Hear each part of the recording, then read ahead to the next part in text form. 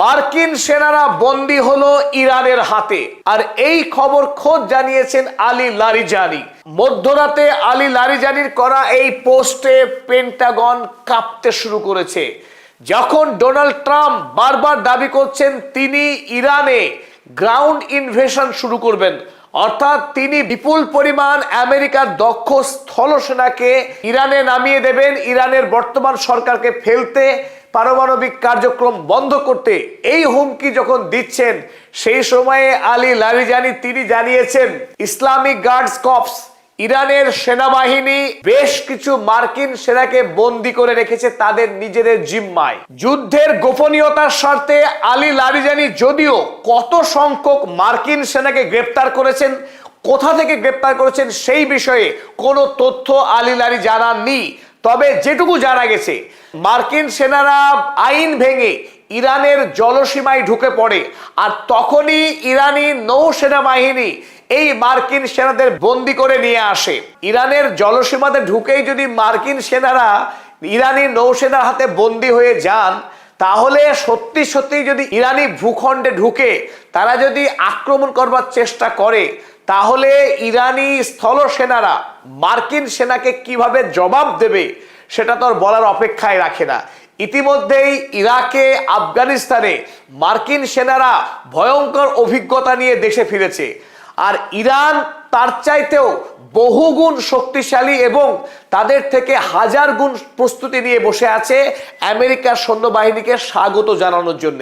তার প্রাথমিক খবরটাই দিয়ে দিল আলী লারিজানি, মার্কিন সেনাদেরকে বন্দী করে স্বাগত জানালো ডোনাল্ড ট্রাম্পকে, যাতে করে ইরানে তারা বুটস অন দ্য গ্রাউন্ড অর্থাৎ স্থল অভিযান করার আগেই ডোনাল্ড ট্রাম্পকে কড়া বার্তা দিল লারিজানি।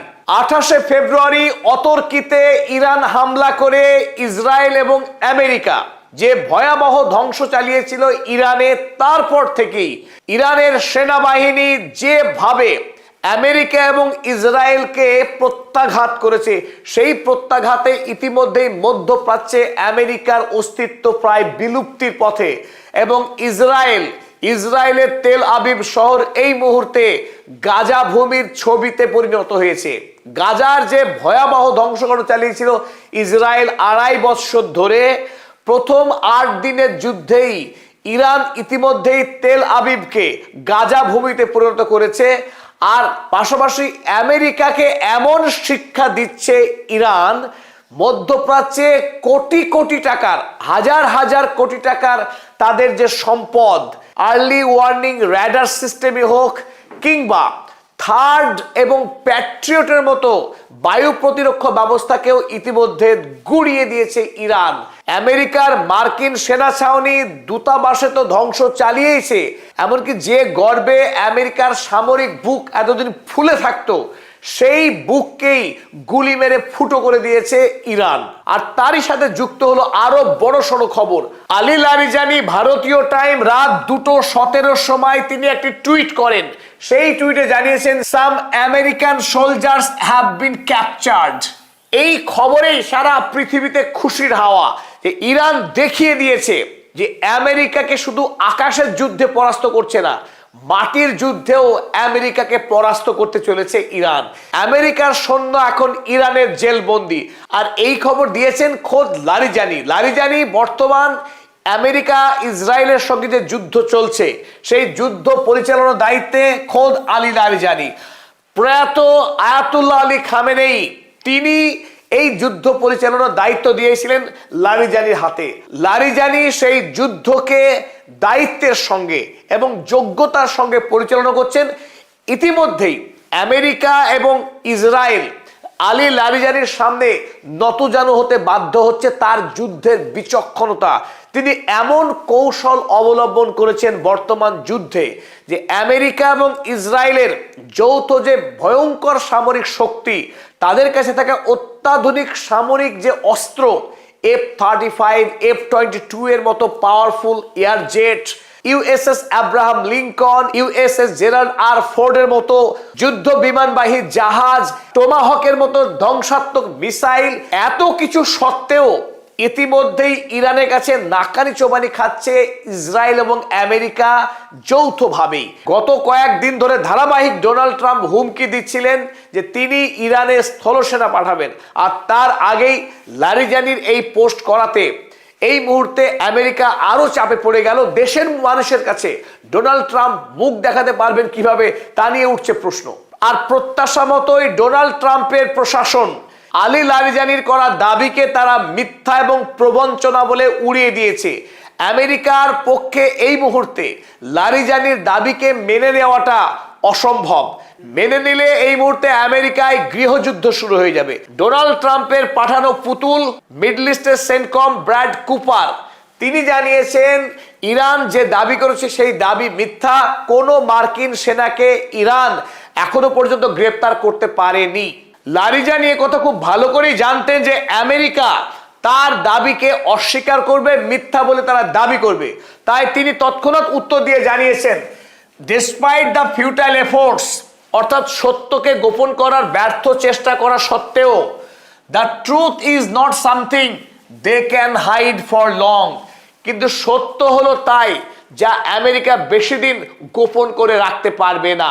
আজ কিংবা কাল আমেরিকাকে স্বীকার করতেই হবে যে তাদের সেনা ইরানের হাতে বন্দী হয়েছে এবং ওই সেনাকে ফেরানোর জন্যে ইরানের হাতে পায়ে ধরতে হবে ডোনাল্ড ট্রাম্পকে।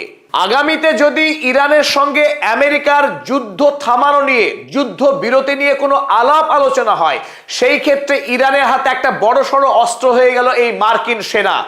মার্কিন সেনাকে যুদ্ধবন্দী রেখে ইরান আমেরিকার সঙ্গে চুক্তিতে বাড়তি ফায়দা লাভ করবে। শুধু মার্কিন সেনাকে বন্দী নয়, এই যুদ্ধে ইতিমধ্যেই একটা বড় সংখ্যক মার্কিন সেনা খুন হয়েছে। যদিও আমেরিকার পক্ষে এখনো পর্যন্ত জানানো হয়েছে এই যুদ্ধে আমেরিকার 5 থেকে 7 জন সেনা নিহত হয়েছেন। অথচ আলী লারিজানি তিনি দাবি করছেন এই যুদ্ধে এখনো পর্যন্ত 500-রও অধিক মার্কিন সেনা খুন হয়েছে ইন পাস্ট ফিউ ডেজ। যুদ্ধের 5ম দিনেই আলী লারিজানি তিনি সোশ্যাল মিডিয়া এক্স হ্যান্ডেলে তিনি দাবি করেছেন 500-রও অধিক মার্কিন সেনা খুন হয়েছেন। কিন্তু কেন এই খুন? কেবলমাত্র আন্তর্জাতিক যুদ্ধ অপরাধী বেঞ্জামিন নেতানিয়াহুকে খুশি করতে গিয়ে ডোনাল্ড ট্রাম্প মার্কিন স্বার্থকে জলাঞ্জলি দিয়ে আমেরিকার মানুষকে খুন করতে নিয়ে এসেছেন মধ্যপ্রাচ্যে। অথচ ভোটে জিতেছিলেন make America great again slogan নিয়ে। সেই কথাই মনে করিয়েছেন আলী লারিজানি। তিনি বলেছেন Donald Trump has dragged the American people into the unjust war with Iran. Donald Trump অন্যায়ভাবে মার্কিনী সৈন্যদেরকে ইরানের সাথে অন্যায় যুদ্ধে টেনে এনেছেন কেবলমাত্র সোয়েড বাই নেতানিয়াহুজ ক্লাউনিশ অ্যান্টিক্স। নেতানিয়াহু দ্বারা প্রভাবিত হয়ে এই যুদ্ধে ডোনাল্ড ট্রাম্প ঝাঁপিয়ে পড়েছে। মার্কিন সেনাদেরকে বলির পাঠা বানাচ্ছে ডোনাল্ড ট্রাম্প। ডোনাল্ড ট্রাম্পের যে স্বপ্ন ছিল ইরানের রেজিম চেঞ্জ করা, ইরানের সরকার বদলানো, সেই স্বপ্ন সত্য হবে না কথা লিখে দেওয়া যায়। কিন্তু আগামী দিনে ডোনাল্ড ট্রাম্পের চেয়ার যে থাকবে না এ কথা নিশ্চিত। আগামী নভেম্বরের মিড টার্ম ইলেকশনে ডোনাল্ড ট্রাম্প ল্যাংড়া ট্রাম্পে পরিণত হবে, এটা অবধারিত। পদাতিক চ্যানেল সাবস্ক্রাইব করুন, লাইক শেয়ার কমেন্ট করুন এবং যদি আমাদের নিবেদন ভালো লাগে পশ্চিমী দুনিয়ার মিথ্যা সংবাদের বিরুদ্ধে আমাদের এই লড়াইকে সাপোর্ট করতে জয়েন বাটনে ক্লিক করে পদাতিক চ্যানেলের মেম্বার হন।